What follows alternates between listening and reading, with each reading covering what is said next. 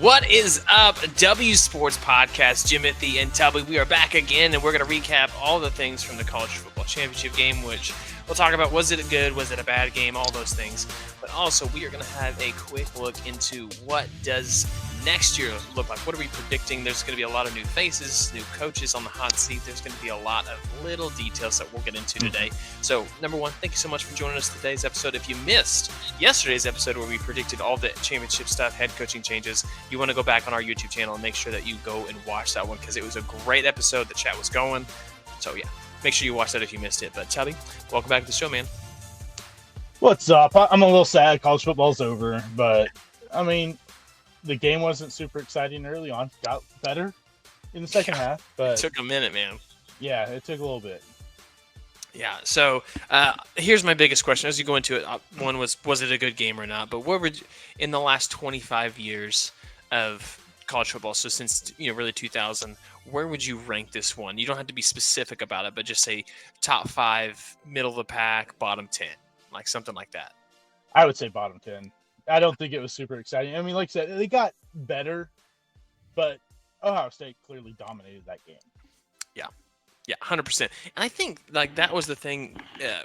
Outside of Riley Leonard, the Notre Dame did nothing. And he wasn't even like going bonkers, and I think that was part of the problem. But no, that's where Notre Dame has to find that X factor that they don't have right now. That big play Junkins, or just that guy that all of a sudden you separate and he's gone. And they don't have that right now. They really just kind of work the ball down the field. They're not necessarily 3 yards in a cloud of dust, but it's pretty close. Yeah. I think a big problem was that Jeremiah Love just wasn't healthy. Jeremiah Love was incredible all season. I mean, yards per carry, the touchdown numbers and stuff like that. He was was great all season. Yeah. And then the injury kind of, came and got him at the end of the season, and it just played into the playoffs. And I think that was a big thing. He had 4 carries for 3 yards in this game. I think that was a big hurdle for them with him being hurt.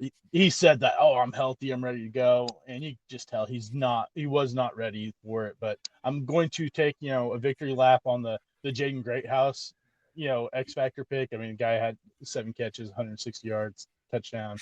Just saying.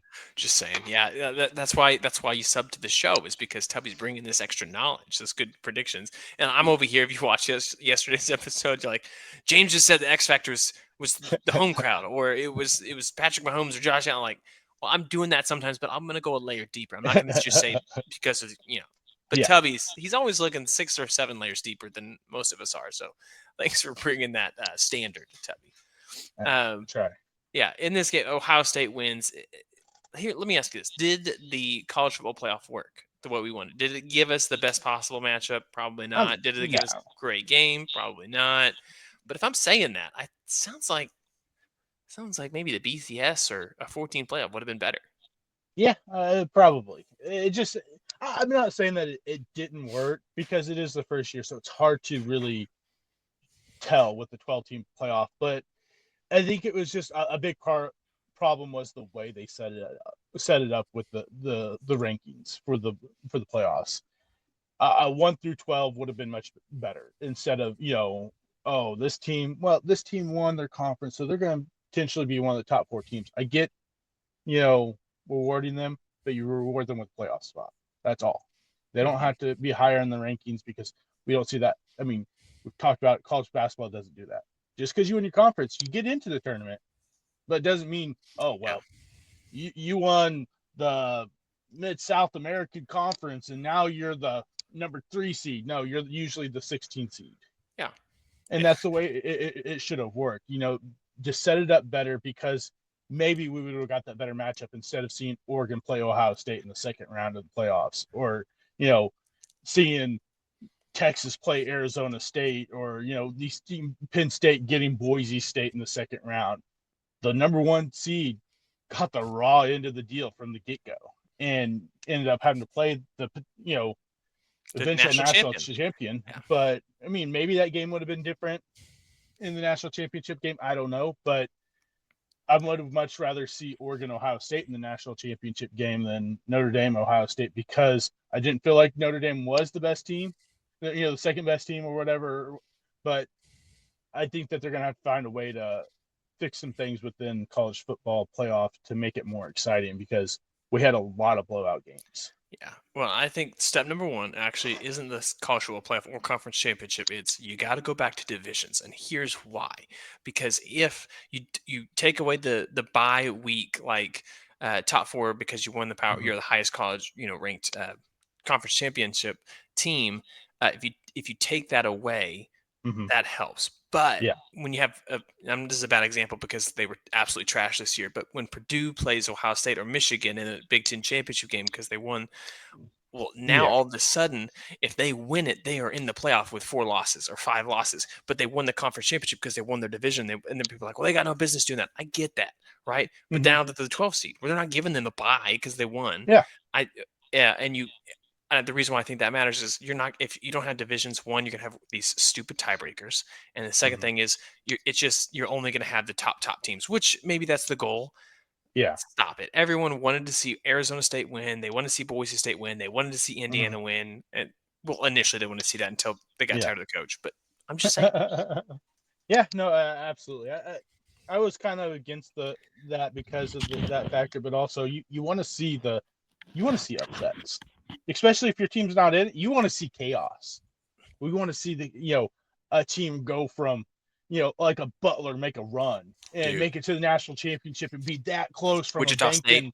Yeah, Wichita State. You want to see those runs because it makes it more entertaining. It makes it more, it makes you focus and watch it more instead of just going, oh, well, we get Georgia versus Alabama or we get Ohio State versus Georgia.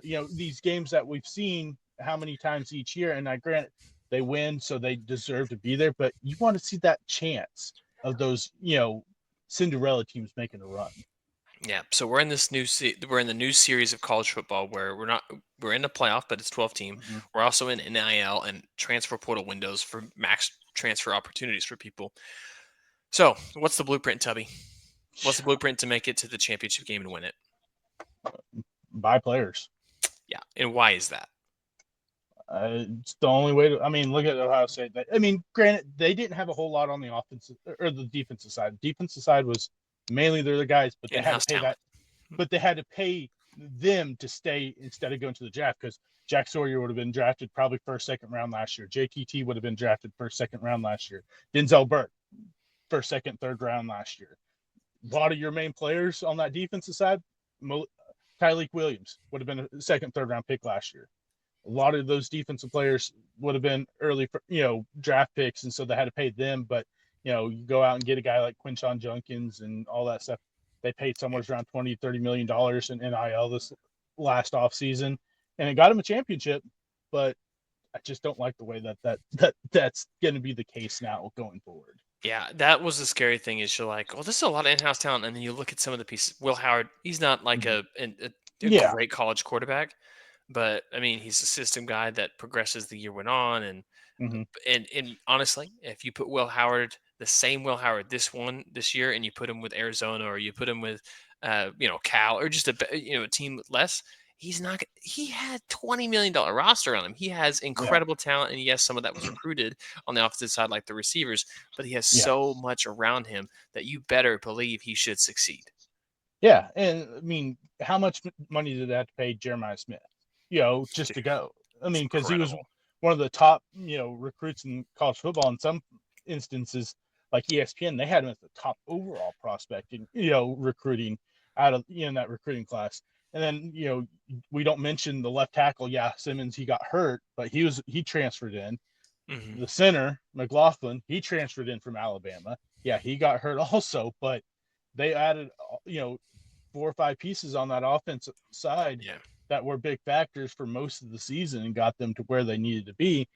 And like you said, NIL, it is crazy right now the way that this is going. I don't like it because there's just no regulations on anything is going on, and because it's turning college football into a pay to play type thing. And it's not what we want.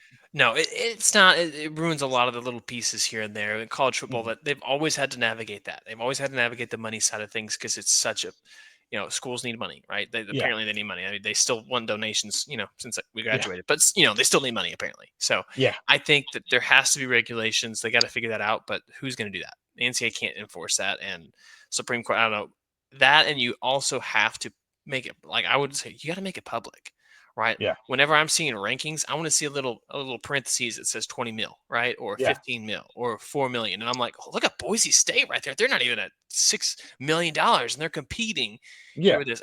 That's what I want to see. And Yeah. because if you're going to do it, might as well just let everybody know what the gap is. I And mean, then if you're you're going to get more donors too that yeah, way. if you're paying people, I mean, NFL, hey, we know what everyone's contract looks like. Yeah. You paying people in college football? Show me what they signed for. Yeah. Because it'd make it more transparent. Give us a little better idea of who's actually spending money and who's not. Yeah, I would like it. Public universities, private universities, it's going to be fun to try and navigate that because that's already a problem at coaches. So we'll see what happens. But as we look into next year, what are some of the early headlines, Tubby, that you foresee going into next season? The quarterback talent, where is it? Yeah, I mean, it's at Oklahoma. We look, yeah, John Mateer. No, Let's go. I mean, you look at it and you look at Georgia. You're gonna have a new quarterback. Mm-hmm. Gunnar Stockton, yeah, he started the playoff game. Ohio State, gonna have a new quarterback. Michigan, you're gonna have a new quarterback. Hopefully. Alabama, Alabama, you're gonna have a new quarterback. Miami, you have a new quarterback now. Ole Miss, you're gonna have a new quarterback. Mm-hmm. A lot of these teams, Texas, Oregon, you all gonna have new quarterbacks. Oklahoma, you have a new quarterback. There's so many, moving pieces. Indiana.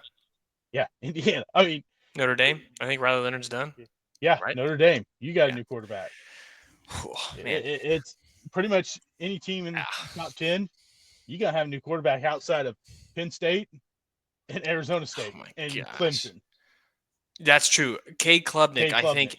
I'm glad you mentioned that because quarterback talent, the shuffleboard that it is, and also the graduation board that finally hits after 16 years of eligibility for some of these guys, it brings a lot of questions as to who was actually, like, who do you expect to win? And I have a theory. Hear me out on this, Tubby. I'm ready. If you're wondering, I don't know about the QB talent. What's the number one thing to do to help that out? Run game. Have a great run game. And this is the problem I have when I think about Carson Beck moving on and going to Miami. And I look at Gunnar Stockton. How good is that run game going to be? Because it has not been affected the last couple of years. And that's been a limiting factor for Georgia compared to when they were dominating, they were running the ball. And they got away from it. Same thing with Alabama. I don't know enough about this team. I just know that they were not good enough outside of Jalen Milroe. Like, they were not better than Jalen Milroe, and I don't see it. And I see so much raw potential for him, but he's just not a great quarterback. And is that going to be enough to overcome and see it? Because Alabama hasn't been able to run the ball effectively the last couple of years. They just haven't. No, and you lost your top running back. Justice Haynes transferred. He's now in Michigan. Yeah. So, it's one of those things where you look at college football next year and you're kind of going, I don't know where it's going. It could be a chaotic season. Sign me up. Coming out of nowhere and being a lot better than we expected, because typically when you look at college football and you look at the rankings, you typically look at quarterbacks. I mean, it's just the way it usually goes. And I just don't know if there's a top tier quarterback right now on a powerhouse team that we've seen over the last few years, because you look at Ohio State, more than likely Julian Sayin is going to be the quarterback. Great for him that he was able to sit a year and learn. Maybe that could be, help them keep the momentum that they have there. I think a guy in a team, and I know I'm going to sound crazy saying this, a team to watch out for, and I don't like the coach. I'm not a big fan of Billy Napier, but watch out for Florida. I am a huge DJ Lagway fan. I think the experience that he got this year, and then how well he played down the stretch. DJ Lagway was one of my favorite players, when he was going into college football, watching him in high school, the way he played, his size, his arm strength, his athletic ability, the accuracy that he can have. If they can find a team to build around him, DJ Lagway is a difference maker, and maybe just potentially save Billy Napier's job for at least another season. Yeah. So I like that take. And just real quick, I want to also reference something. There could be teams who have been good previously on offense, had a new regime of a quarterback come in that's Hmm. younger, and had to rely on the running game, and that's why they were effective essentially to be in the playoff conversation. And Yeah. those running backs are gone. Yeah. Okay. Tennessee's the number one team I'm thinking of right now. Yeah. Gone. I don't know what if is Nico the guy who he hoped he would be. Has he been developed enough? Has he developed enough? Right. Yeah. Um, I don't know, man. The team to watch out for me. I love what you said. This is another SEC team. It's gross. I hate it too. It's Arch Manning in Texas. Mm. You cannot tell me I'm not wrong about. I think what's going to happen, partially because it's non-conference schedule, is they're going to be a month into the season and they're going to think, "What the heck were we doing with Quinn Ewers last year? I know we made it to the semifinals, but this dude is so much better. Like he's just a better quarterback." Do you know who Texas plays week 1? Michigan? No, Georgia? Who? Ohio State. Ohio State. Yeah, and I forgot about that, but still, I Yeah. think I I mean, could totally see them because that's probably a neutral game, right? Is it Georgia? yeah. I don't know. And think about it. You're like, oh, they're playing Ohio State. It's going to be a completely different Ohio State team because you look at the defensive side. Jack Sawyer's gone. JTT's gone. Talik Williams gone. Denzel Burke's gone. Cody Simon's gone. Maybe Igbinosun's gone. You have that whole defensive side. A lot of them are going to be gone. And then Will Howard's gone, Travion Henderson, and I think Quinshon Judkins jumped into the draft yesterday. Hmm. So you got to, and then Simmons, McLaughlin, and I think the right tackle maybe enter the draft too. So you got a whole different team there. I'm still skeptical on Arch Manning. I don't know why. Come on, man. Tell me the one game that he played, the 2 games he played good in when he played, whenever Oh, they Quinn were Ewers got hurt. nobodies. Exactly. What did he do when he played Georgia? He was not great. He did fumble the ball. All that's yeah. Okay, that's. I think That's you're gonna that's just see it next year. We're calling and it. then you look at what they're losing. You're losing Golden, you're losing Bond, you're losing the starting left tackle, you're starting right tackle, your center, you're in your left guard. You're losing almost your entire offensive line except for the right guard. Yeah, I I just hear you. I haven't seen enough of him to go, yeah, give him the keys and he's going to be, light years better than what we saw Quinn Ewers be this year. I think he has every potential to, but I don't know if we're going to see that year one because, like I said, I saw him play good against Mississippi State, and then whoever they played that second game, and it was nobody. And then the times that he got into the game against Georgia, both times he looked terrible, and that was his mo in high school. Played really good against the bad teams, but when it came playoff time, and he played the good teams in Louisiana, it was 1 touchdown, 6 interceptions. That's my one worry is that That's I fair. haven't seen him play enough against good talent. Play good enough against good talent to say, yeah, they're going to be better than they were this year, and they're a team to watch out for because I just haven't seen it enough. And that's going to be the same case for everyone. A lot of these teams that were in the playoffs, you have questions going forward. Ohio State, what do they have, going forward, outside of Jeremiah Smith on the offensive side and Carnell Tate? You're going to be replacing 2 or 3 offensive linemen, your starting quarterback, both your running backs, and one of your best wide receivers. And then on the defensive side, you're replacing almost everybody. Hmm. Georgia, you're got a whole new regime. You haven't been as dominant as you've been, there either. Alabama, the same thing. Texas, I still have, my questions there, losing more, pieces than they lost last year because even I didn't even talk about what they lost on the defensive side. I think this year's season, I can't right now sit here and give you who I think the favorite is. Like last year, this time last year, I thought Oregon was the team to beat. And throughout the season, that was the Team to case. beat. Yeah. But this year, I just cannot sit here and say, with confidence and say, yeah, that's going to be the team to beat. Maybe Clemson gets lucky because they're the one team in the playoffs, outside of, Drew Aller, which I'm not a big fan of Drew Aller and Penn State and James Franklin. I don't know if Arizona State can get back without Cam Scadaboo and some of those pieces. Maybe Clemson's the one team sitting there going, you got Cade Klubnik, you got most of your offensive line back, a good portion of your defense back. and most of your wide receivers back, and you still got your coaches there outside of the defensive coordinator, maybe they're the one team that, looks at it and goes, hey, we got a shot now with all these other, powerhouse teams essentially rebuilding. Yeah. And I think that right there also is the other headline that I would say is how many blue bloods in these colleges franchises, they're franchises now. Yeah. How many of these power colleges are going to have new head coaching vacancies? There's a lot of people in the hot seat. Can you give me maybe two people that you think are on the hottest? Maybe I lost you. I mean, Lose you? Okay, I thought I Oklahoma lost fans, you. Brent Venables. Oh, sorry. I had a phone call pop up real quick. Oh, I thought I had my notifications turned off, but I think Oklahoma, you look at Brent Venables, he's absolutely on the hot seat. The way things have gone for Oklahoma, I think Billy Napier, a couple of guys, but I think one that no one's looking at right now, and if they have a bad season, is going to be Kalen DeBoer. he was literally, I think, how many losses does it take? 4 or 5? I would say Year 5, two. and I think that's very realistic. Yeah, they get Oklahoma, Missouri, Georgia.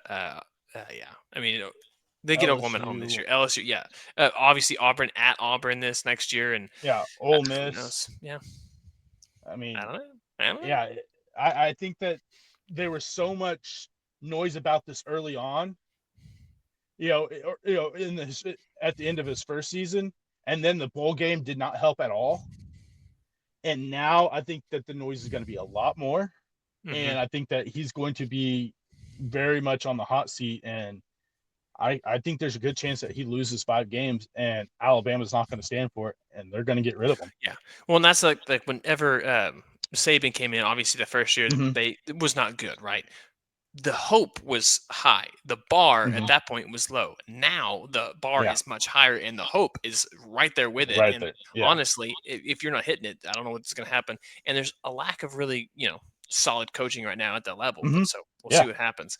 I would say like I am very interested to see what Colorado looks like next year.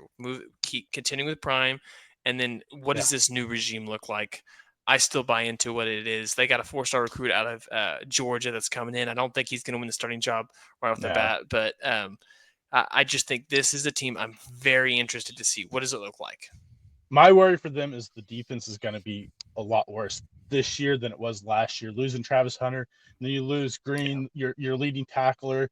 You lost a couple other, defensive guys that transferred also after having good seasons at Colorado. I think that's going to be the one thing, and we'll see what the offense can do. Can the offensive line be good enough to keep Caden? Because I imagine Caden Salter is going to be the starting quarterback, transfer from Liberty, which I think was a great get for them to at least bridge that gap between Shador and Julian Lewis. So it'll be interesting to see how this season goes.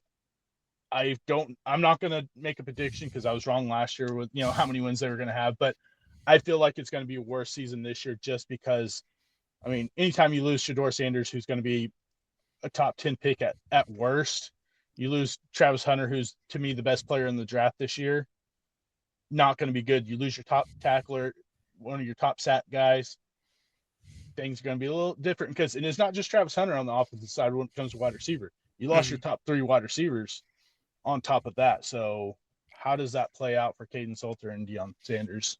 Yeah, we're going to see. And we'll be with you the whole time. So make sure that if you haven't already, that you subscribe to the channel. We greatly appreciate that. We got another episode coming out either tomorrow or the next day, just depending on scheduling, stuff like that. But it will be about baseball. And of course, we're going to be recapping all of the action that happens today in the championship weekend. So make sure, again, that you tune in, you share your podcast with someone who's looking for a good independent sports podcast. We would really, really appreciate that. Thanks for being with us today, and we'll see y'all next time. See ya. See ya.